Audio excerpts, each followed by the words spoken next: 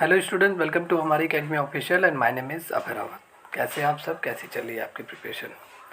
जितने भी स्टूडेंट हमारे बिहार बिजली विभाग के स्टूडेंट हैं, जो लोग बिहार बिजली विभाग में जो जूनियर अकाउंट्स क्लर्क की जो वैकेंसी आई है उसके लिए जितने भी स्टूडेंट बैच ज्वाइन किए हुए हैं, ठीक है, आप सबके जो फॉर्म है 1 अप्रैल से आपके फॉर्म स्टार्ट हो जाएंगे भरना। आप लोग 1 अप्रैल से अपने फॉर्म फिलअप कर लीजिए और आपका जो एग्ज़ाम है वो मई के लास्ट में जून के फर्स्ट वीक में आपका एग्ज़ाम कंडक्ट होना है। आप सबके लिए ये कॉमर्स क्लास है। 50 मार्क्स की कंप्लीट प्रिपरेशन कराई जा रही है, ठीक है।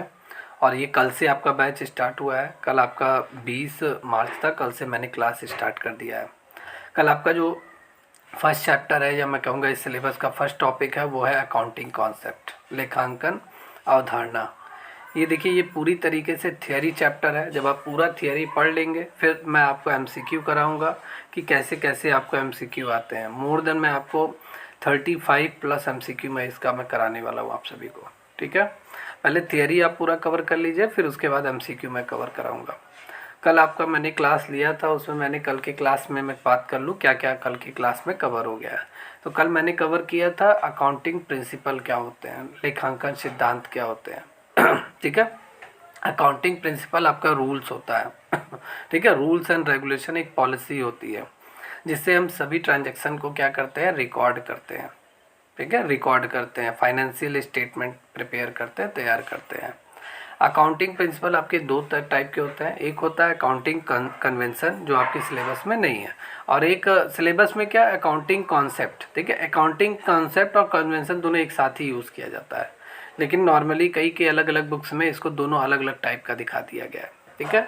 लेकिन अकाउंटिंग कॉन्सेप्ट आपके सिलेबस में है, तो लेखांकन अवधारणा, ठीक है। तो इसको मैंने कल की क्लास में कवर कराया था। अकाउंटिंग कॉन्सेप्ट आपका होता क्या है? तो अकाउंटिंग कॉन्सेप्ट हम एक तरीके से कह सकते हैं ये भी अकाउंटिंग के एक ऐसे रूल्स होते हैं, ठीक है, जिससे हम अपने बिजनेस को ऑपरेट करते हैं, बिजनेस को अपने चलाते हैं। या अब अगर हम अकाउंटिंग कवर कर रहे हैं तो अपने जितने भी ट्रांजैक्शन वगैरह हमारे होते हैं, ठीक है, उन सब की रिकॉर्डिंग हम अकाउंटिंग कॉन्सेप्ट के हेल्प से पूरा करते हैं, ठीक है। अकाउंटिंग कॉन्सेप्ट मतलब आपका लेखांकन अवधारणा। बहुत सारी अवधारणाएं होती हैं। कल की क्लास में मैंने आपसे डिस्कस किया था going concern concept, business entity concept, ठीक है। ये कल की क्लास में मैंने कवर किया था, ठीक है। तो ये पूरा आपकी क्लास में हुआ था। देखिए, ये जितने भी नोट्स मैं आपको प्रोवाइड करा रहा हूँ ये सारे डिटेल में है।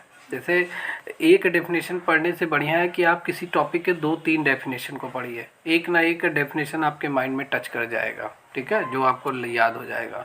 तो अकाउंटिंग कॉन्सेप्ट एक बार मैं फिर से कह दूँ, ये एक बेसिक एजम्पशन होता है जिससे हम सभी अपने अकाउंटिंग के वर्क को क्या करते हैं, ऑपरेट करते हैं। क्लियर?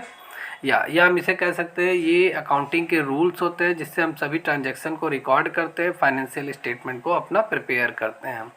अब इस कॉन्सेप्ट में, ये कॉन्सेप्ट हमारे लिए काफ़ी इम्पॉर्टेंट होता है क्योंकि कोई भी बिजनेस ऑर्गेनाइजेशन है, बिना अकाउंटिंग कॉन्सेप्ट के अगर कोई भी अकाउंटिंग वर्क किया जाएगा तो उसमें बहुत सारे फ्रॉड, चीटिंग वगैरह होने के चांसेस रहते हैं। अकाउंटिंग वर्क, अकाउंटेंट क्या करता है, अकाउंटिंग कॉन्सेप्ट को फॉलो करता है, सभी फाइनेंशियल स्टेटमेंट प्रिपेयर करता है, फिर फाइनेंशियल जो रिपोर्ट तैयार करता है वो अपने कंपनी के मैनेजर्स को, मैनेजमेंट सिस्टम को, ठीक है, एनालाइजर्स को, ठीक है, मतलब विश्लेषकों को, सरकार को जो रिपोर्ट देनी होती है वो अकाउंटिंग कॉन्सेप्ट को फॉलो करके ही तैयार किया जाता है और उन लोगों को दिया जाता है। क्लियर? या अब कल की क्लास में मैंने डिस्कस किया था टाइप ऑफ अकाउंटिंग कॉन्सेप्ट आपके कितने प्रकार के होते हैं। तो अकाउंटिंग कॉन्सेप्ट मतलब लेखांकन अवधारणाएं आपकी। बिजनेस एंटिटी कॉन्सेप्ट कल की क्लास में मैंने कवर कर दिया है। एक बार और डिस्कस कर लेता हूँ। बिजनेस एंटिटी कॉन्सेप्ट क्या कहता है? ये कहता है कि बिजनेस पूरी तरीके से बिजनेस के ओनर से अलग है, ठीक है। बिजनेस एक इंडिविजुअल पर्सन है मानकर चलिए, और ओनर अलग पर्सन है। बिजनेस में जितने भी ट्रांजैक्शन वगैरह होते हैं वो बिजनेस के पॉइंट ऑफ व्यू से रिकॉर्ड किए जाएंगे, लेकिन अगर ओनर अपने लिए अगर पैसे बिजनेस से निकाल रहा है, अपने पर्सनल यूज़ के लिए निकाल रहा है, ठीक है, तो वो बिजनेस से उसका कोई लेना देना नहीं है, ठीक है। बिजनेस में उन सारी चीज़ों को रिकॉर्ड नहीं किया जाएगा, बिजनेस से लेना देना कुछ है ही नहीं, ठीक है। अगर ओनर अपना पैसा खर्च कर रहा है, अपनी इनकम खर्च कर रहा है, तो बिजनेस से कोई लेना देना नहीं है। तो ये बिजनेस एंटिटी कॉन्सेप्ट है, ठीक है, व्यवसायिक आय अवधारणा है। गोइंग कंसर्न कॉन्सेप्ट क्या था? गोइंग कंसर्न कॉन्सेप्ट, अगर कोई बिजनेस आपने स्टार्ट किया है तो वो चलता रहेगा, कंटिन्यू चलता रहेगा, ठीक है। अगर आज लॉस हो रहा है तो कल को हम उस लॉस को उसे प्रॉफिट में कन्वर्ट कर सकते हैं, ठीक है। अगर आपने फिक्स एसेट्स वगैरह लिया हुआ है, जैसे मशीन अगर आपने लिया हुआ है 10 साल तक मशीन आप उसका यूज़फुल लाइफ है, तो 10 साल तक मशीन चलता रहेगा। उस पर हम डेप्रिसिएशन एक बार में नहीं चार्ज करेंगे, बार बार उस पर हम डेप्रिसिएशन चार्ज करते रहेंगे, ठीक है। प्रोविज़न बनाते रहेंगे डेप्रिसिएशन का। या अगर हमारे पैसे डूब जाते हैं, मान लेते हैं 1 लाख के कस्टमर है, 1 लाख डूब गया, तो हम ना सही 1 साल में उसको रिकवर करें, 10 सालों तक हम उस पैसे को प्रोविज़न के रूप में बचा के रख सकते हैं, उसको रिकवर कर सकते हैं, राइट ऑफ कर सकते हैं। भाई जितना लॉस हुआ है उसको हम धीरे धीरे करके कुछ पैसा करके उसको राइट ऑफ कर सकते हैं, ठीक है। गोइंग कंसर्न कॉन्सेप्ट, कोई बिजनेस है तो चलता रहेगा कंटिन्यू, ठीक है, उसे बंद नहीं करेंगे। कल ये भी मैंने क्लास में कवर किया था money measurement concept. Money measurement concept में हम सिर्फ उन ट्रांजैक्शन को इवैल्यूएट करते हैं जिनको हम मनी में हम कैलकुलेट कर सकते हैं। मनी में जैसे मैं कहूँ कि 10 लाख रुपए का मैंने 1 लाख का मैंने मशीन ख़रीदा, ठीक है। 1 लाख का मैंने मशीन ख़रीदा, 2 लाख का मैंने उसको इंस्टॉलेशन 2 लाख मैंने इंस्ट्रूमेंट ख़रीदा, 50,000 रुपये मैंने उसके इंस्टॉलेशन पे चार्जेस वगैरह मैंने दिया, ठीक है। 10,000 रुपये का अदर भी ऐसे एक्सपेंसेस आपका हो गया। तो इन सभी को हम वैल्यूएट कर सकते हैं क्योंकि रुपए में है, ठीक है। जिन चीज़ों को हम इवैल्यूएट कर सकते हैं, किसमें मूल्यांकन जिसका हम रुपए पैसे में कर सकते हैं, उन्हें हम अपने फाइनेंशियल स्टेटमेंट में उन्हें रिकॉर्ड करेंगे, ठीक है, उन्हें ही हम लिखेंगे, ठीक है। जो रिपोर्ट वगैरह अकाउंटेंट बनाएगा सिर्फ उन्हें ही पूरी तरीके से दर्ज करेगा, ठीक है। नॉन मॉनेटरी ट्रांजैक्शन को रिकॉर्ड नहीं किया जाता है, ठीक है। मनी मेजरमेंट कॉन्सेप्ट में गैर मौद्रिक लेन देन को नहीं रिकॉर्ड किया जाता है। जैसे आपके यहाँ 10 एम्प्लॉई है, 10 एम्प्लॉई की एफिशिएंसी कितनी है, इसको रिकॉर्ड नहीं किया जा सकता। कौन सा एम्प्लॉई सबसे ज़्यादा ऑनेस्ट है, कौन सा एम्प्लॉई सबसे कम ऑनेस्ट है, इसको रिकॉर्ड नहीं किया जा सकता। जिनको हम पैसे में वैल्यूएशन नहीं कर सकते उसको रिकॉर्ड नहीं किया जाएगा। तो ये कहता है मनी मेजरमेंट कॉन्सेप्ट। ये जितने भी कॉन्सेप्ट है ये बिजनेस से रिलेटेड है, समझ में आया, बिजनेस और अकाउंटिंग से रिलेटेड है। अपने माइंड में बिजनेस और अकाउंटिंग को लेकर चलिए, सभी कॉन्सेप्ट अभी क्लियर हो जाएंगे।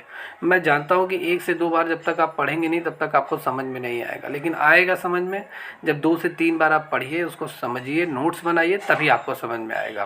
क्योंकि अकाउंटिंग आपको भी मालूम है, जब आप बीकॉम कर रहे थे तो ये सभी कॉन्सेप्ट जो आते थे बहुत ही टफ उस समय लगते थे, अभी भी लगेंगे। जब आप 3 से 4 बार पढ़ लेंगे, 1 बार 2 बार लेक्चर मेरा देख लेंगे तो सारे डाउट आपके क्लियर हो जाएंगे। ओके, चलिए अब आपके जितने भी कॉन्सेप्ट बचे हैं ये आज की क्लास में कवर होने हैं। जो भी आज कवर होगा, आज हम लोग यहाँ पे कवर करेंगे accounting period concept, accrual concept, full disclosure concept, dual aspect concept, materiality concept and revenue realisation concept. इतने कॉन्सेप्ट आज हम लोग क्लियर करेंगे। बाकी 10 और 11 कल कवर होगा और कल हम MCQ भी इसका सॉल्व करेंगे। ओके, चलिए यहाँ पे ये मैंने कल नोट्स अपडेट किया था आप सभी लोगों के लिए। आप इन सभी नोट्स को अच्छे से इसको नोट्स बना लीजिए, हैंड रिटन नोट्स, ठीक है। चलिए कल आपका क्या हुआ था, कल आपका हुआ था मनी मेजरमेंट कॉन्सेप्ट। मैंने एक ही नोट्स में सभी टॉपिक को एक ही नोट्स में मैंने अपडेट कर दिया, आपको कोई प्रॉब्लम नहीं होगा। एक बार डाउनलोड कीजिए, सभी का नोट्स बना लीजिए। चलिए अब यहाँ पे नेक्स्ट बात करते हैं dual aspect concept. Dual aspect concept क्या कहता है, तो देखिए जो आजकल की जो अकाउंटिंग सिस्टम है, लेखांकन पद्धति है, वो दोहरा लेखा प्रणाली के आधार पर है। डबल एंट्री सिस्टम चल रहा है आज के समय, ठीक है। अगर कोई भी डबल एंट्री सिस्टम मतलब डेबिट क्रेडिट, सिंपल सी बात है, ठीक है। अगर कोई भी ट्रांजैक्शन वगैरह होता है तो उसमें 2 पार्टियाँ होती हैं, एक खरीदने वाला होता है, एक बेचने वाला होता है। जैसे अगर आप मार्केट में क्या गए सब्जी लेने, तो आप सब्जी लेने जा रहे हैं तो आप परचेज करने जा रहे हैं, और जो सब्जी वाला है वो आपको क्या, वो किस लिए आया है, वो सेलिंग करने के लिए आया है, बेचने के लिए आया है। तो 2 पार्टियां यहाँ पर होती हैं, एक होता है बायर, एक होता है सेलर, ठीक है।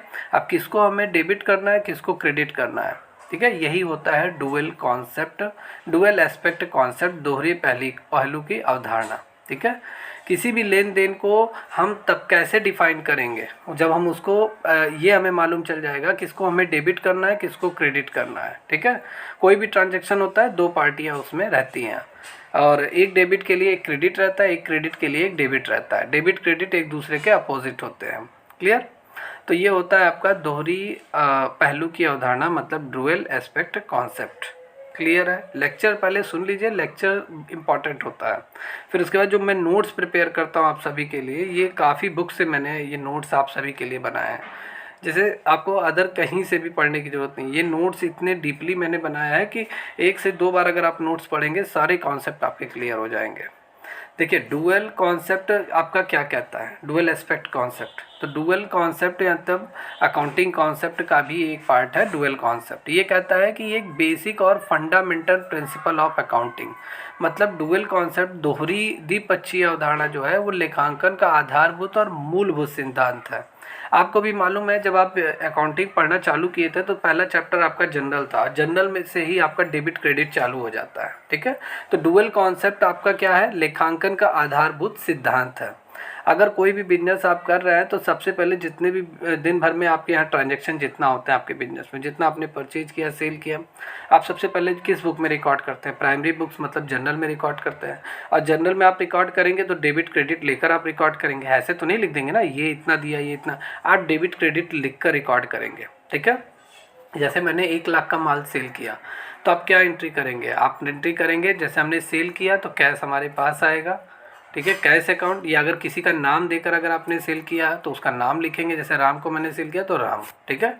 और अगर कैश में आपने सेल किया तो कैश अकाउंट डेबिट करेंगे। अगर आपने किसी को सेल किया जिसका नाम भी मेंशन है तो उसके अकाउंट को डेबिट करेंगे, और दोनों तरफ टू सेल्स अकाउंट से क्या कर देंगे, क्रेडिट कर देंगे, ठीक है। तो यही है डुअल कॉन्सेप्ट, ठीक है, डुअल एस्पेक्ट कॉन्सेप्ट।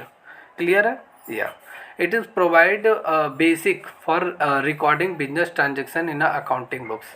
ये एक क्या है, ये आपका एक मूलभूत सिद्धांत है, और इसके आधार पे हम क्या करते हैं, अपने व्यावसायिक लेन देनों को, हमारे बिजनेस के जितने भी ट्रांजैक्शन होते हैं उनको हम अपने अकाउंटिंग बुक्स में क्या करते हैं, रिकॉर्ड करते हैं। किस में रिकॉर्ड करते हैं, अपने अकाउंटिंग बुक्स में रिकॉर्ड करते हैं।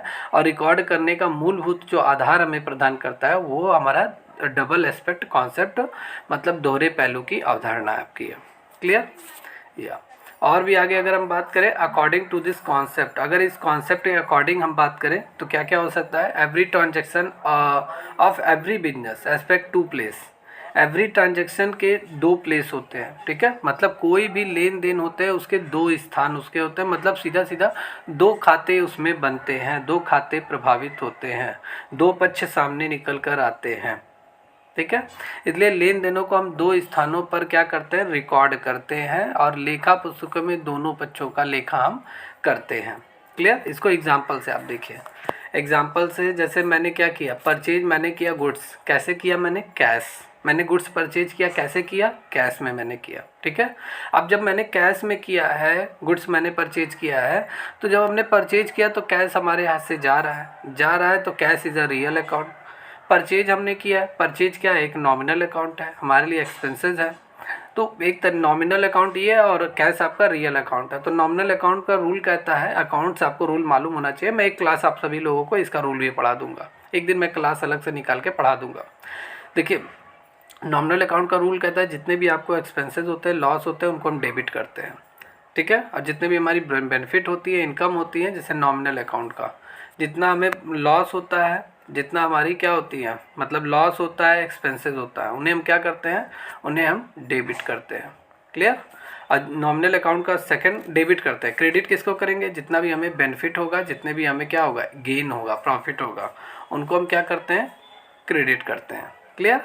ये नॉमिनल अकाउंट का रूल है। तो परचेज हम कर रहे हैं तो परचेज हमारे लिए एक्सपेंसेस है, तो परचेज अकाउंट यहाँ पे क्या होगा, हमारा क्या होगा, डेबिट होगा, ठीक है। और कैश के थ्रू हम कर रहे हैं तो टू कैश अकाउंट हमारा यहाँ पे क्या हो जाएगा, क्रेडिट हो जाएगा। क्लियर? लेकिन यहाँ पे अगर हम बात करें, आपका कैश पेमेंट और रिसीविंग गुड्स, 2 चीज़ें यहाँ पर निकल कर आ रही हैं।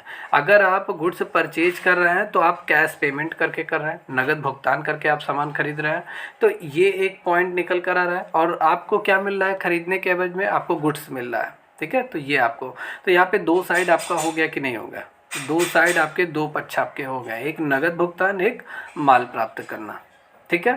अच्छा, इसकी जनरल एंट्री क्या होगी, अगर हमने कैश परचेज किया है तो परचेज अकाउंट को हम क्या करेंगे, परचेज अकाउंट को हम यहाँ पे डेबिट करेंगे, ठीक है, और टू कैश अकाउंट से हम क्या करेंगे, क्रेडिट कर देंगे। ये इसकी परफेक्ट जनरल एंट्री होगी। ओके, या डेबिट क्रेडिट। और भी देखिए एक एग्जांपल और, जैसे ओनर ने अपने बिजनेस के लिए क्या किया, कैपिटल इन्वेस्ट किया। जो व्यवसाय का स्वामी है उसने अपने बिजनेस में पूंजी लगाया। तो पहला पक्ष क्या है कि रोकड़ की प्राप्ति हो रही है, किसको हो रहा है, बिजनेस, बिजनेस में रोकड़ आ रहा है, कैश आ रहा है, फर्स्ट साइड हो गया ये आपका, ठीक है, फर्स्ट साइड आपका हो गया, मतलब द फर्स्ट एस्पेक्ट आपका हो गया रिसीप्ट ऑफ कैश, कैश आपके बिजनेस में आ रहा है। और दूसरा है कि पूंजी में वृद्धि हो रहा, स्वामीगत पूंजी, मतलब the second aspect increase capital, capital increase होगा। भाई हम जब बिजनेस में क्या करेंगे, पैसे लेकर आएंगे, पैसे इन्वेस्ट करेंगे, तो बिजनेस के लिए क्या होगा, बिजनेस में हमारा कैपिटल इंक्रीज हो रहा है, ठीक है, ये एक आपका एस्पेक्ट हो गया, ठीक है। और दूसरा क्या है कि रोकड़ की प्राप्ति हो रही है, कैश आ रहा है बिजनेस में, तो ये आपका हो गया। अगर हम इसे डेबिट क्रेडिट के आधार पे इसको फॉलो करें तो जनरल एंट्री क्या होगा, कैश अकाउंट को हम यहाँ पे डेबिट कर देंगे और टू, ठीक है, कैपिटल अकाउंट को हम क्या कर देंगे, क्रेडिट कर देंगे। ये होता है क्या, आपका dual aspect concept debit credit. समझ में आया आपको, मतलब किसी भी बिजनेस में जितना भी हम ट्रांजैक्शन करते हैं डुअल कॉन्सेप्ट थ्योरी को हम फॉलो करेंगे, ओके या। चलिए नेक्स्ट कॉन्सेप्ट है अकाउंटिंग कॉन्सेप्ट, वो है आपका अकाउंटिंग पीरियड कॉन्सेप्ट। बस अपने माइंड में बिजनेस लेकर चलिए और अकाउंटिंग लेकर समझिए, सारा डाउट यहीं पे क्लियर हो जाएगा। अकाउंटिंग पीरियड कॉन्सेप्ट क्या कहता है, लेखांकन अवधि अवधारणा, इसको पहले आप ओरली पहले समझिए। जैसे हमारा जो बिजनेस है, जितने भी बिजनेस ऑर्गेनाइजेशन है या हमारा बिजनेस है, हम अकाउंटिंग पीरियड कॉन्सेप्ट को फॉलो करेंगे। अगर मुझे अपना जितना भी ट्रांजैक्शन मैंने किया है, अगर मैं तिमाही अगर मैं तिमाही बात करूँ तो मैं नहीं क्वार्टरली, अगर मैं क्वार्टरली रिपोर्ट बनवाता हूँ अपने अकाउंटेंट से तो मुझे क्वार्टरली रिपोर्ट बना के देगा। हाफ ईयरली बनवाता हूँ तो मुझे अपने बिजनेस का वो हाफ ईयरली पूरा फाइनेंशियल रिपोर्ट तैयार करके देगा। अगर ईयरली बनवाता हूँ तो वो मुझे फाइनेंशियल ईयर के लास्ट में मुझे पूरा फाइनेंशियल रिपोर्ट मुझे तैयार करके देगा, ठीक है। मतलब इसका यह है कि अगर मैं 6 महीने का अगर मैं फॉलो कर रहा हूँ अपने बिजनेस ऑर्गेनाइजेशन में, तो हमारा जो 6 महीने में जितना हमने ट्रांजैक्शन किया है, ठीक है, जितना भी ट्रांजैक्शन, उसके आधार पे हमें प्रॉफिट हो रहा है कि लॉस हो रहा है, ये 6 महीने का डेटा निकाल कर हमारा अकाउंटेंट देगा, ठीक है, यही होता है। और अगर मैंने ईयरली अगर मैं मांग रहा हूँ तो ईयरली मुझे वो रिपोर्ट करेगा, ठीक है, साल भर का पूरा रिपोर्ट करेगा, फाइनेंशियल रिपोर्ट पूरा प्रिपेयर करके मुझे देगा, सभी फाइनेंशियल स्टेटमेंट बनाएगा, प्रॉफिट एंड लॉस अकाउंट बनाएगा, ईयरली बेसिस पे बनाएगा। फिर मुझे मालूम चलेगा कि प्रॉफिट हो रहा है कि लॉस हो रहा है, ठीक है। तो ये हम कैसे इसे कैलकुलेट कर रहे हैं, अकाउंटिंग पीरियड को हम फॉलो कर रहे हैं। अकाउंटिंग पीरियड मतलब एक हम कह सकते हैं अकाउंटिंग प्रोसेस को हम फॉलो कर रहे हैं, अकाउंटिंग प्रोसेस को हम फॉलो कर रहे हैं। जैसे बैंक कौन सा अकाउंटिंग प्रोसेस फॉलो करते हैं, बैंक आप सभी बताइए। देखिए बैंक आपका जो फॉलो करता है 1 जुलाई, शायद हाँ 1 जुलाई से आपका 30 जून का लगभग ये बैंक फॉलो करता है, ठीक है। लेकिन बहुत ये बैंक का मतलब नॉर्मली ये बुक में आपको मिल जाएगा 1 जुलाई से 30 जून, लेकिन वैसे बैंक वाले जो फॉलो करते हैं वो 1 अप्रैल से 31 मार्च ही मेरे ख्याल से फॉलो करते हैं। इसलिए क्योंकि 31 मार्च, क्योंकि जब आपको इंटरेस्ट मिलता है वो 31 मार्च को ही आपको मिलता है, ठीक है। और नॉर्मली जितने भी बिजनेस ऑर्गेनाइजेशन है वो 1 जनवरी से 31 दिसंबर को फॉलो करते हैं। तो यही होता है अकाउंटिंग साइकिल भी इसे हम कह सकते हैं, अकाउंटिंग प्रोसेस भी इसे हम कह सकते हैं, और ये आपका अकाउंटिंग पीरियड होता है, ठीक है। मतलब अगर हमें बिजनेस करना है तो अकाउंटिंग पीरियड को हमें फॉलो करना पड़ेगा। अकाउंटिंग पीरियड के आधार पर ही हम फाइनेंशियल रिपोर्ट, फाइनेंशियल स्टेटमेंट हम सब तैयार करवाएंगे, ठीक है। तो ये आपका होता है अकाउंटिंग पीरियड कॉन्सेप्ट। इसको ज़रा आप थियरी से देखिए। जैसे यहाँ पे बात करें अकाउंटिंग ईयर कॉन्सेप्ट, ईयर कहिए पीरियड कहिए किया, देखिए ये कॉन्सेप्ट आपका इम्प्लाइज करता है every business indicate a particular period to complete the accounting cycle. मतलब जितने भी बिजनेस हैं सभी लेखांकन चक्र को पूरा करने के लिए एक विशेष अवधि को इंगित करता है। मतलब जितने भी बिजनेस हैं, जितने भी बिजनेस ऑर्गेनाइजेशन या बिजनेस हैं, ठीक है, वो एक स्पेशल, ठीक है, पार्टिकुलर पीरियड को पूरी तरीके से फॉलो करते हैं या फॉलो करना चाहिए, ठीक है, इंडिकेट करता है। जैसे मंथली, क्वार्टरली, एनुअली या फाइनेंशियल और कैलेंडर ईयर। क्लियर? मतलब इस अवधारणा का तात्पर्य है कि प्रत्येक व्यवसाय लेखांकन चक्र को पूरा करने के लिए एक विशेष अवधि को इंगित करता है, चाहे वो आपका कैलेंडर ईयर के अकॉर्डिंग हो, मासिक हो, त्रैमासिक हो या वार्षिक हो, ओके। जैसे लेखा पुस्तकों में लेन देन का लेखा इस मान्यता पे किया जाता है कि उन लेन देनों के फलस्वरूप एक निश्चित अवधि के लिए हम लाभ का निर्धारण कर सकते हैं। मतलब एक अगर हम क्वार्टरली अगर हम फॉलो कर रहे हैं तो एक साल में 12 महीने होते हैं। क्वार्टरली के हिसाब से बात करें तो हमारे कितने कितने होंगे, हमारे होंगे 3-3 महीने क्वार्टरली होंगे, ठीक है, 4 नहीं होंगे, 3-3 महीने होंगे। तो 3-3 महीने पे हमें पूरी तरीके से मालूम होगा कि हमारे बिजनेस में कितना प्रॉफिट हो रहा है या प्रॉफिट आ रहा है, ठीक है। इसे ही हम क्या कहते हैं, अकाउंटिंग पीरियड कॉन्सेप्ट कहते हैं। क्लियर? मतलब लेन देनों का हम लेखा इस कॉन्सेप्ट के आधार पे करते हैं कि हम एक निश्चित अवधि को हम फॉलो करते हैं, एक सर्टेन पीरियड को हम फॉलो करके प्रॉफिट को फाइंड करते हैं, अपने बिजनेस का लेखा जोखा तैयार करते हैं। तो ये होता है अकाउंटिंग पीरियड कॉन्सेप्ट, ठीक है। और इसी के आधार पे हम क्या बनवाते हैं, अपना balance sheet and profit and loss account को निश्चित तौर पे हम बनवाते हैं, ठीक है। या इन निश्चित अवधि के समाप्ति पे हम पूरा तैयार करवाते हैं। क्लियर है? या अब यहाँ पे बात करते हैं अक्रूवल कॉन्सेप्ट। अक्रूवल कॉन्सेप्ट आपका संचयी अवधारणा क्या होती है। संचयी अवधारणा पहले यहाँ पे समझिए आप अक्रूवल क्या होता है। आप लोगों ने अक्रूवल पढ़ा होगा। अक्रूवल जैसे मैंने आपको इससे पहले जितने भी हमारे स्टूडेंट हैं जो EMRS हमसे पढ़ चुके हैं और UPSSC असिस्टेंट अकाउंटेंट के कोर्स में भी मैं पढ़ा चुका हूँ। देखिए अक्रूवल क्या है। अक्रूवल मतलब जैसे अगर आप एक सप्लायर हैं, आप जैसे आप एक क्या है, सप्लायर हैं। जैसे आप एक सप्लायर हैं, आपके कस्टमर ने आपको 10 लाख का क्या दे दिया, ऑर्डर दे दिया कि 10 लाख का मैं ऑर्डर दे रहा हूँ आपको, 10 लाख का माल मुझे सप्लाई करवा दीजिए। और उसने आपको 5 लाख एडवांस में दे दिया, ठीक है। आपको उसने क्या कर दिया, 5 लाख एडवांस में दे दिया। अभी आपने सामान भिजवाया नहीं है, गुड्स को सप्लाई नहीं किया, लेकिन 5 लाख आपकी अर्निंग हो गई, ठीक है। 5 लाख आपकी अर्निंग हो गई।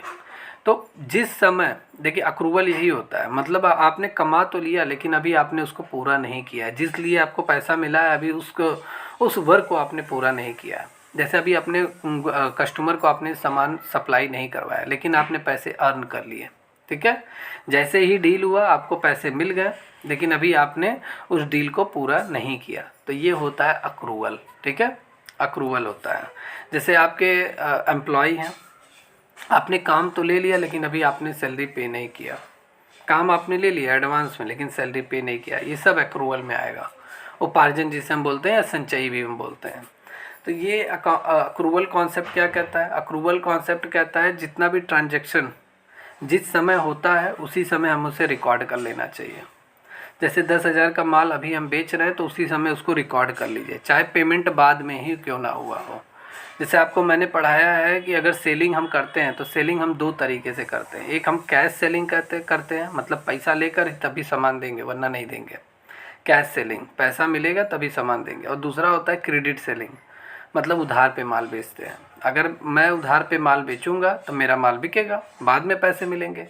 तो ये होता है अक्रूवल कॉन्सेप्ट। मतलब जिस समय अगर आप मतलब ट्रांजैक्शन कर रहे हैं, ठीक है, अपने बिजनेस में जिस समय आप ट्रांजैक्शन कर रहे हैं और जिस समय कोई भी इवेंट हुआ या कोई भी घटना हुआ, कोई भी चीज़, मतलब जो भी ट्रांजैक्शन जिस समय हुआ उसी समय उसको रिकॉर्ड कर लीजिए, ठीक है, चाहे पेमेंट आपको बाद में ना मिले। जैसे राम को मैंने क्या, राम मेरा कस्टमर है, इससे मुझे 1 लाख का ऑर्डर मिला, ठीक है, 1 लाख का। तो इसी समय हमें अपने अकाउंटिंग बुक्स में रिकॉर्ड कर लेनी है कि इतना मुझे अपने कस्टमर से ऑर्डर मिला और इतनी हमारी अर्निंग हो गई। उसी समय हमें इसे इनकम मान लेना है। 1 लाख का ऑर्डर मिला उसी समय हमें लिख लेना है अकाउंटिंग बुक्स में और हमें इनकम मानकर चलना है कि हमने इनकम अर्न कर लिया, ठीक है। बाद में पेमेंट मिले या कभी भी मिले, ठीक है, वो अलग बात है, ठीक है। यही होता है अक्रूवल कॉन्सेप्ट। या जैसे आपने क्या किया, आपने आपने क्या किया, क्रेडिट पे माल सेल किया, 10,000 का माल आपने अपने कस्टमर को सेल किया। सी आपका कस्टमर है, इसको आपने 10,000 का माल सेल किया, इसने अभी पैसा नहीं दिया, बाद में देगा। तो आप इसी साल इसने कहा कि मैं इस साल नहीं, मैं अगले साल दूंगा आपको पैसा, ठीक है, 1 साल बाद दूंगा। आपने इस साल बेचा है तो इसको आप इसी साल में ही रिकॉर्ड करेंगे, ठीक है। इसी साल का जैसे ही ट्रांजैक्शन डील होती है उसी समय हम इस 10,000 को रिकॉर्ड कर लेंगे। ये होता है अक्रूवल कॉन्सेप्ट, ठीक है, संचयी अवधारणा। डेफिनेशन देखिए, जैसे किसी लेन देन को खाता की पुस्तकों में उसी समय दर्ज किया जाता है जब हम उसे क्या करते हैं, अर्जित करते हैं, जब उसे हम क्या करते हैं, अर्न करते हैं। मतलब transaction is record in the book of account at the time when it is earn, जब हम इसे क्या करते हैं, अर्न करते हैं। And not when the settlement taken place, settlement कभी भी हो रहा है, सेटलमेंट मतलब हमें पैसा कभी भी मिल रहा है, 2 महीना 3 महीने 4 महीने बाद, उससे मतलब नहीं है। जैसे ही हमने ट्रांजेक्शन मतलब डील पूरा किया, उसी समय क्या हुआ, हम उसे रिकॉर्ड कर लेंगे। ठीक है, जैसे ही हम उसे अर्न किया हुआ भी हम मानेंगे। क्लियर है? या लाभ को हम उसी समय अर्जित किया हुआ मान लेते हैं जब हमने ग्राहक को क्या कर दिया, सामान सप्लाई करा दिया। ठीक है, जैसे 10,000 का हमें अपने कस्टमर से ऑर्डर मिला था, जैसे ही मुझे ऑर्डर मिला, मैंने अकाउंटिंग बुक में अभी मान लीजिए नहीं रिकॉर्ड किया, जैसे ही मैंने सामान उसे भिजवा दिया अपने कस्टमर को 10,000 का, उसने कहा पेमेंट आपको मैं 2 महीना 3 महीना 4 महीना कभी भी मैं आपको दूंगा, लेकिन अभी नहीं दूंगा, क्रेडिट पे मैंने सेल किया। जैसे ही सामान मैंने उसके हाथ में सप्लाई करवा दिया, उसके यहाँ सप्लाई करा दिया, मैं इसे अक्रूवल कॉन्सेप्ट मान लूँगा कि ये मैंने अक्रूड कर लिया है, ये इनकम हमारी बन गई है, अक्रूवल इनकम ये हमारी है। ठीक है, हमने ये हम अपना रिवेन्यू मानकर चलेंगे, इनकम मानकर चलेंगे। उसी समय हम इसे अपने जर्नल बुक्स में हम क्या कर लेंगे, रिकॉर्ड कर लेंगे, अकाउंटिंग बुक्स में हम रिकॉर्ड कर लेंगे। यही होता है क्या, अक्रूवल कॉन्सेप्ट। ओके, या कानूनी स्वामित्व तो इसमें ग्राहक को दिया जाता है और उसके लिए भुगतान करना उसका दायित्व होता है। भाई हमने अगर अपने कस्टमर को पेमेंट कर दिया, मतलब पेमेंट नहीं, सामान हमने सप्लाई करा दिया गुड्स क्रेडिट पे, तो अब कस्टमर की लायबिलिटी बन जाएगी, कस्टमर मेरा उधार हो जाएगा, मैं उसका क्रेडिटर हो जाऊँगा और वो मेरा डेटर्स हो जाएगा। ठीक है, अब उसकी लायबिलिटी हो जाएगी, मुझे वो पैसा देगा बेच करके, कभी भी देगा लेकिन देगा। तो ये होता है अक्रूवल कॉन्सेप्ट। ठीक है, इसी तरह सामान सेवा खरीदने लाभ होने से खर्चों को माना जाता है। ठीक है, और उनके लिए भुगतान करने की बाध्यता मानी जाती है। अक्रूवल कॉन्सेप्ट में आपके ये सभी आएंगे। चलिए नेक्स्ट है आपका फुल डिस्क्लोजर कॉन्सेप्ट, पूर्ण प्रकटीकरण की अवधारणा। ठीक है, ये क्या है, इसको जरा ध्यान से देखिए।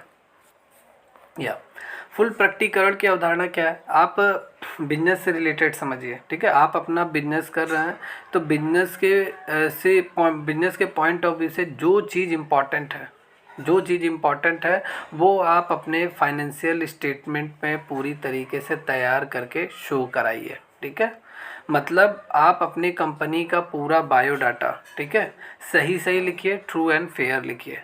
ठीक है, अच्छे से तैयार कराइए कि जैसे जो फाइनेंशियल स्टेटमेंट या जो इन्वेस्टर्स है या आपके जो कस्टमर हैं जो आपकी कंपनी में इन्वेस्ट कर सकते हैं, आपके कंपनी के शेयर को परचेज कर सकते हैं, ठीक है, वो आपके रिपोर्ट को, आपके स्टेटमेंट को पढ़ के समझ सके। ठीक है, तो हमें पूरी बातें बतानी है अपने फाइनेंशियल रिपोर्ट में, अपने फाइनेंशियल स्टेटमेंट में सारी बातें रिकॉर्ड करनी है। ठीक है, बिजनेस से रिलेटेड, जो बिजनेस के लिए काफ़ी इम्पॉर्टेंट है। ठीक है, चाहे हमारा एसेट्स हो, लाइबिलिटीज़ हो, सारी चीज़ें, ये होता है फुल डिस्क्लोजर कॉन्सेप्ट। मतलब यहाँ पे देखिए, full disclosure concept is a concept business should record all the necessary information in its financial statement. मतलब फाइनेंशियल स्टेटमेंट में हम अपने बिजनेस के सभी इम्पॉर्टेंट इन्फॉर्मेशन को क्या करते हैं, नोट करते हैं, रिकॉर्ड करते हैं। किस लिए रिकॉर्ड करते हैं, so that who are able to read the financial information, जो लोग इच्छुक हैं, जो लोग मतलब क्या है, एबल टू रीड, पढ़ने में सक्षम है, पढ़ना चाहते हैं हमारे फाइनेंशियल स्टेटमेंट को, वो पूरी तरीके से can appropriate decision regarding the company, अच्छे तरीके से वो पढ़ सके और हमारे कंपनी के प्रति क्या इम्पॉर्टेंट डिसीजन ले सकें। अगर वो हम अच्छे से फाइनेंशियल रिपोर्ट समझ जाता है तो हमारे कंपनी में शेयर को खरीद सकता है, हमारी कंपनी के शेयर को खरीद सकता है। ठीक है, अगर मेरा कस्टमर है, ठीक है, कस्टमर है तो जाहिर सी बात है वो आगे भी हमसे क्रेडिट पे, मैं उसे क्रेडिट पे माल सेल करूँगा, वो माल लेगा, कैश पे भी वो माल हमसे परचेज कर सकता है। क्लियर? तो ये होता है आपका फुल डिस्क्लोजर कॉन्सेप्ट। अगर हमारा इन्वेस्टर्स है तो वो हमारे कंपनी में इन्वेस्ट करेगा, तो ये होता है फुल डिस्क्लोजर कॉन्सेप्ट। ओके, या फुल डिस्क्लोजर कॉन्सेप्ट और भी क्लियर तरीके से मैं आपका क्लियर कर रहा हूँ, थोड़ा ध्यान से आप देखिए। जैसे यहाँ पे देखिए, ये जितने भी जो अकाउंटिंग कॉन्सेप्ट है ये आपका एक थियरी है। ठीक है, ये एक आपका क्या है, थियरी है और इम्पॉर्टेंट होता है आपके एग्ज़ाम के लिए। The full disclosure concept state that the companies should disclose all the information that is relevant to their financial statement। मतलब फुल डिस्क्लोजर कॉन्सेप्ट कहता है कि कंपनियों को उन सभी सूचनाओं की खुलासा करनी चाहिए जो उसके वित्तीय विवरण के लिए क्या अनुकूल है, उसके फाइनेंशियल स्टेटमेंट के लिए क्या रेलिवेंट है, अनुकूल है। सारी बातें इसमें आपके क्या क्या हो सकती हैं। This include information about their assets, liability, revenue, expenses. Company के पास कितना एसेट्स है, कंपनी की टर्नओवर कितना है, ठीक है। जैसे रिलायंस आपका एक है, रिलायंस के फाउंडर एंड सीईओ कौन है, मुकेश अंबानी, उनकी टोटल नेट एसेट्स कितनी है, ठीक है। नेट एसेट्स उनकी कितनी है, टर्नओवर उनका कितना है, ठीक है, शायद 9,000 करोड़ रुपया मंथली उनका है, ठीक है। तो टर्नओवर उनका कितना है, एसेट्स मतलब 9 लाख है उनके पास टोटल, ठीक है, नेट एसेट्स उनके पास। और रिवेन्यू उनका कितना है, 9,000 करोड़, ठीक है, मंथली 300 समथिंग। और उनके एक्सपेंसेस कितने हैं, ये सारे डेटा आपको गूगल पे आपको मिल जाएंगे। अगर आप गूगल पे टाइप करेंगे सारी चीज़ें मिल जाएंगे। तो कोई भी अगर उनके कंपनी में इन्वेस्ट करना चाहता है, जैसे कोई भी फ्रेंचाइजी वगैरह अगर रिलायंस का लेना चाहता है, जियो का लेना चाहता है, तो वो आसानी से ले लेगा क्योंकि उनका जो रिजल्ट है ट्रू और फेयर है, ठीक है। तो ये होता है फुल डिस्क्लोजर कॉन्सेप्ट। क्लियर हुआ। थोड़ा सा ये थियरी चैप्टर है, मैं कह सकता हूँ थोड़ा सा आपका ऑड लगेगा क्योंकि थियरी जो है ये थोड़ा टिपिकल है, लेकिन आपको समझना पड़ेगा। 1 से 2 बार अगर आप लेक्चर देखेंगे, नोट्स अपने हाथ से बनाएंगे, प्रिपेयर करेंगे, सारे डाउट आपके क्लियर होंगे, ठीक है।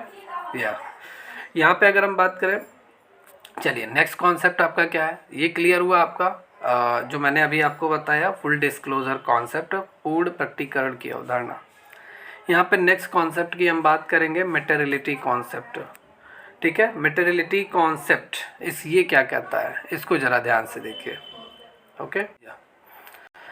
मटेरियलिटी कॉन्सेप्ट आपका क्या कहता है, तो मटेरियलिटी कॉन्सेप्ट आपका कहता है कि आपको उन सभी एक्सपेंसेस को रिकॉर्ड करना है, उन सभी आइटम्स को आपको रिकॉर्ड करना है, उन सभी टर्म्स को आपको रिकॉर्ड करना है जो आपके बिजनेस के लिए इम्पॉर्टेंट है, ठीक है।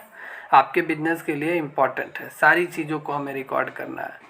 छोटी से छोटी जितने भी आपके एक्सपेंसेस होते हैं, आपकी रेवेन्यू है, उन सभी को रिकॉर्ड करना है अपने बिजनेस के पॉइंट ऑफ व्यू से। तो ये होता है आपका मटेरियलिटी कॉन्सेप्ट, ठीक है। केवल उन्हीं वस्तुओं का हमें खुलासा किया जाना चाहिए जिसका उपयोगकर्ता के लिए महत्वपूर्ण प्रभाव और प्रासंगिक हो। मतलब यहाँ पे only those items should be disclose, उन सभी बातों को हमें डिस्क्लोज करनी चाहिए, बतानी चाहिए, that have significant effect and relevant to the user, जो पूरी तरीके से इम्पॉर्टेंट है, ठीक है, बिजनेस के पॉइंट ऑफ व्यू से, और रेलिवेंट है, क्लियर, यूज़र के लिए, मतलब बिजनेस का जो ओनर है उसके लिए रेलिवेंट है, अनुकूल है, ठीक है। एग्जाम्पल से अभी आप देखिए सारे क्लियर होंगे।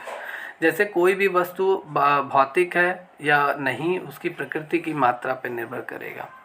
जैसे कोई भी आपकी वस्तु है वो पूरी तरीके से क्या हो सकती है, मटेरियल फॉर वन एंड, ठीक है, and not material for another. आपके लिए मटेरियल हो सकता है, दूसरे के लिए मटेरियल नहीं हो सकता है। जैसे आप इस एग्जांपल से आप समझिए, जैसे अगर 2 कंपनियां हैं, ठीक है, एक छोटी कंपनी है, एक बड़ी कंपनी है, ठीक है। अब छोटी कंपनी क्या है, वो 50,000 रुपये उसने क्या किया, रिपेयर पे खर्चा किया, अपने बिजनेस पे 50,000 रुपये उसने रिपेयरिंग पे खर्चा किया, ठीक है। और उस कंपनी का जो टर्नओवर है वो 2.5 लाख रुपए है, 2.5 लाख रुपए वो टर्नओवर करती है, 50,000 रुपये उसने रिपेयरिंग पे खर्चा किया। एक अनदर कंपनी है जिसकी मतलब उसने भी रिपेयर पे खर्चा किया, कितना, 50,000 रुपये उसने भी रिपेयर पे खर्चा किया, लेकिन जो बड़ी कंपनी है उसका टर्नओवर कितना है, 15 करोड़ रुपए है। देखिए यहाँ पे यूनिट 10, 100,000, 10,000, लाख, 10 लाख, करोड़, 10 करोड़, मतलब 15 करोड़ रुपए उसका टर्नओवर है। ये बड़ी कंपनी है, इसका टर्नओवर 15 करोड़ है, और 50,000 उसने एक्सपेंसेस पे खर्चा किया। और जो दूसरी पहली कंपनी है, इसका 2.5 लाख रुपया ही इसका टर्नओवर है, और इसने 50,000 रुपया रिपेयरिंग पे खर्चा किया। अब आप बताइए किसके लिए इम्पॉर्टेंट है, मतलब ये जो ट्रांजैक्शन इसने हुआ है कंपनी में, ठीक है, ये जो आइटम्स रिकॉर्ड किया गया है या टर्म्स रिकॉर्ड किया गया है, किसके लिए इम्पॉर्टेंट है। अगर फाइनेंशियल स्टेटमेंट में अगर प्रिपेयर कराए दोनों कंपनी, किसके लिए इम्पॉर्टेंट है, ज़्यादा ज़रूरी है रिकॉर्ड करना, तो आप कहेंगे छोटी वाली कंपनी, तो इम्पॉर्टेंट भी है भाई। छोटी वाली कंपनी का टर्नओवर भी कम है, 2.5 लाख ही है सिर्फ, और 50,000 इसके लिए काफ़ी हो जाएगा। 50,000 मतलब इसकी टोटल टर्नओवर का 20% इसका रिपेयरिंग पे खर्चा हो गया। तो इसके लिए रिकॉर्ड करना इम्पॉर्टेंट होता है, ठीक है, काफ़ी इम्पॉर्टेंट है। अब बड़ी कंपनी जिसका 15 करोड़ टर्नओवर है, इसने 50,000 अगर खर्चा भी कर दिया तो इस पर कोई प्रभाव नहीं पड़ेगा। अगर ये रिकॉर्ड करे भी ना करे तो कुछ प्रभाव नहीं पड़ेगा, क्योंकि 15 करोड़ टर्नओवर है। 15 करोड़ 50,000 का मेरे ख्याल से 1% भी आपका 1% कितना आएगा? यूनिट 10, 100,000, 10,000, लाख, 10 लाख है 1%। 0.000 करके आएगा 50,000, ठीक है, 0 नहीं तो 0.5% समथिंग आएगा। तो सोचिए कितना, ये क्या है, मटेरियलिटी कॉन्सेप्ट आपका क्लियर हुआ, क्या हुआ, ठीक है। मतलब हर एक आइटम्स को हमें रिकॉर्ड करना है जो कंपनी के पॉइंट ऑफ व्यू से काफ़ी इम्पॉर्टेंट है, ठीक है। तो ये होता है मटेरियलिटी कॉन्सेप्ट, क्लियर है आपका। चलिए नेक्स्ट कॉन्सेप्ट है मैचिंग कॉन्सेप्ट। मैचिंग कॉन्सेप्ट मतलब जिसे हम कहते हैं मिलान की अवधारणा हम कहते हैं, मैचिंग कॉन्सेप्ट। देखिए मैचिंग कॉन्सेप्ट आपका क्या कहता है? तो मैचिंग कॉन्सेप्ट आपका कहता है कि आपके कंपनी में, बिजनेस में जितना भी इनकम हुआ है, जितनी भी रेवेन्यू हुई है और जितने खर्चे हुए हैं, उन दोनों को हमें मिलाना है, ठीक है। किस किस डेट में हमें इनकम हुआ है, किस डेट में हमसे कितना एक्सपेंसेस हुआ है, ठीक है। इन खर्चों को अलग और इनकम को अलग, दोनों को हमें मैच करना है, ठीक है। यही होता है मैचिंग कॉन्सेप्ट, मिलान अवधारणा। मतलब लेखांकन अवधि के लिए अगर हमें क्या करना है, अपने अकाउंटिंग पीरियड के लिए अगर हमें सही प्रॉफिट एंड लॉस, अगर हमें सही लाभ हानि ज्ञात करनी है, तो उसके लिए हमें सभी इनकम को, सभी एक्सपेंसेस को हमें अपने मिलाना है, ठीक है। वाउचर से, लेजर से, कैसे भी करके हमें मिलाना है कि कितना खर्चा हमारा अभी तक हो चुका है, ठीक है। कितना रेवेन्यू हमें किस किस डेट में हुआ है, कब कब हुआ है इनकम, किस किस डेट में हमारे एक्सपेंसेस हुए हैं, कौन से हमारे आउटस्टैंडिंग एक्सपेंसेस हैं जो अभी हमारे बकाया खर्चे हैं जिन्हें हमें आगे पे करना है, ठीक है। कौन से हमारे प्रीपेड एक्सपेंसेस हैं जिनका एक्सपेंसेस हमने कर दिया है लेकिन अभी हमें करना नहीं था, हमने 2 महीना 3 महीना पहले ही ये पैसा मैंने पे कर दिया, ठीक है। जैसे मैं माल खरीद रहा हूँ अपने सप्लायर से, मैंने 2 लाख रुपये एडवांस दे दिया, तो ये हमारे प्रीपेड एक्सपेंसेस होंगे, ठीक है। तो कौन कौन सी इनकम एक्सपेंसेस हमने पहले ही कर दिया जो अभी उसका फ़ायदा हमें नहीं मिला, ठीक है। और कौन कौन सी रिवेन्यू हमारी है जो अभी अक्रूवल इनकम कौन सी हमारी है जिसको अभी हमने अर्न कर लिया लेकिन अभी हमने उसको पूरा टारगेट को पूरा नहीं किया है। जैसे हमने अपने कस्टमर से 2 लाख ले लिया लेकिन उसको अभी हमने माल सप्लाई नहीं किया है, ठीक है। तो ये हो जाएगा आपका अक्रूवल इनकम। तो इन सभी इनकम और खर्चों को हमें मिलाना है, ठीक है, अपने बिजनेस के पॉइंट ऑफ व्यू से, ठीक है। अपने अकाउंटिंग पीरियड में जितना भी हमारी इनकम है, एक्सपेंसेस, इन सभी को हमें मिलाना है। तो यही होता है क्या, मैचिंग कॉन्सेप्ट, क्लियर। मतलब लेखांकन अवधि के लिए सही लाभ हानि ज्ञात करने के लिए उस अवधि के दौरान जितना भी हमारा अर्जित राजस्व है और जितने हमारे खर्चे हैं उन सभी को हमें क्या करना है, मिलान करना है, ठीक है। एंड यह हमारे लिए क्या होता है, इट इज़ नॉट रेलिवेंट। ये रेलिवेंट कब नहीं होगा, it is not relevant when the payment was made और रिसीव्ड। मतलब या प्रासंगिक रेलिवेंट नहीं है, अनुकूल नहीं है, भुगतान कब किया गया है कब नहीं किया गया है, इसको हमें नहीं देखना है, ठीक है। ये पूरी तरीके से उतना नहीं ध्यान नहीं देना है, लेकिन ये है कि पेमेंट जब भी उस इनकम को, जैसे अक्रूवल इनकम, हमने पहले ही पैसा कमा लिया, ठीक है, मतलब अभी हमने टारगेट को पूरा नहीं किया, तो ये हमारा अक्रूवल इनकम है, ठीक है। अक्रूवल इनकम आपके लिए रेलिवेंट नहीं माना जाता है, क्यों? क्योंकि मान लीजिए अभी आपने सामान नहीं भिजवाया, जैसे आपने 2 लाख एडवांस ले लिया, अभी आपने अपने कस्टमर को सप्लाई नहीं किया, आप 2 महीना बीत गया, 3 महीना आपने सप्लाई किया ही नहीं कस्टमर को, तो कस्टमर अपना पैसा मांग सकता है, ठीक है। इसीलिए कहा जा रहा है इसमें सभी बकाया खर्चे, प्रीपेड खर्चे, उपार्जित खर्चे, मतलब आपके जितने भी आपके एक्सपेंसेस हैं, like outstanding expenses, prepaid expenses, accrual income या अर्न इनकम, इन सभी की एडजस्टमेंट हम करते हैं और इन सभी को मैच करते हैं। तो ये होता है आपका मैचिंग कॉन्सेप्ट, मिलान अवधारणा, क्लियर। यहाँ पे बात करेंगे अब, नेक्स्ट कॉन्सेप्ट है आपका revenue recognition concept. Revenue recognition concept मतलब राजस्व पहचान अवधारणा, ठीक है। ये क्या है? तो ये रेवेन्यू रिकॉग्निशन कॉन्सेप्ट आपका क्या है, इसमें क्या होता है, हमारी जितनी भी रेवेन्यू हमारे बिजनेस में हो रही है, जितनी भी इनकम हो रही है, उसको हमें क्या करना है, पहचानना है, ठीक है, कि कब कब हमने रिवेन्यू अर्जित किया है, कब कब किस डेट में, किस फाइनेंशियल ईयर में हमने रिवेन्यू अर्न किया है। ठीक है, जैसे इसको आप थियरी से आप समझिए, जैसे राजस्व को तब प्राप्त अर्जित माना जाता है जब कोई लेन देन किया गया हो। जब आप कोई ट्रांजैक्शन करते हैं तो ट्रांजैक्शन के समय ही आप पूरी तरीके से अकाउंटिंग बुक्स में रिकॉर्ड कर लेंगे कि इतना मैंने अर्न कर लिया है, इतना मेरा रिवेन्यू बन रहा है। ठीक है, राशि प्राप्त करने का दायित्व भी स्थापित किया जाता है। ये देखिए, इसको समझिए, जैसे आपने ए को माल सेल किया, ए को आपने माल सेल किया 1 लाख का। ठीक है, तो आज ही हम रिकॉर्ड कर लेंगे कि इतना रिवेन्यू, 1 लाख का रिवेन्यू मैंने अर्न कर लिया है। अब उसके बाद आपने इसको माल सप्लाई कर दिया ए को। अब आप ए पे लायबिलिटी पूरी तरीके से क्या करेंगे, ऑब्लिगेशन बन जाएगा ए का ऑब्लिगेशन बन जाएगा कि वो आपको 1 लाख रुपया पे करे। ठीक है, तो ये होता है रिवेन्यू रिकग्निशन। रिकग्निशन मतलब समझिए पहचानना, मतलब जिसमें हम अपने रिवेन्यू को पहचानते हैं। रिवेन्यू, जैसे रिवेन्यू हम कैसे कमाते हैं, जैसे एक हो गया कि हम cash revenue, cash to cash, cash पे हमने माल सेल किया, कैश हमें मिल गया तो हमारे बिजनेस के लिए इनकम है, हमारी रिवेन्यू है। एक हमने क्रेडिट पे, मतलब उधार हमने माल सेल किया, जैसे अक्रूवल ही हो गया आपका, नहीं आउटस्टैंडिंग रिवेन्यू आपका हो गया। ठीक है, बकाया जो आपके आए हैं। ठीक है, आपने क्रेडिट पे माल सेल किया, 2 महीने 3 महीने बाद पैसा मिलेगा, एक आपका अक्रूवल हो गया। अभी आपने माल सेल सप्लाई मतलब कर दिया है लेकिन अभी आपको पैसा मिला नहीं है। ठीक है, तो ये इन सभी को हमें अपने रिवेन्यू को पहचानना होता है कि कब हमने ये रिवेन्यू अर्न किया है। तो ये होता है क्या, रिवेन्यू रिकग्निशन कॉन्सेप्ट अपने बिजनेस। और रिवेन्यू की पहचान करना, किसी राशि को प्राप्ति के 2 अलग अलग पहलू होते हैं। ठीक है, सेपरेट।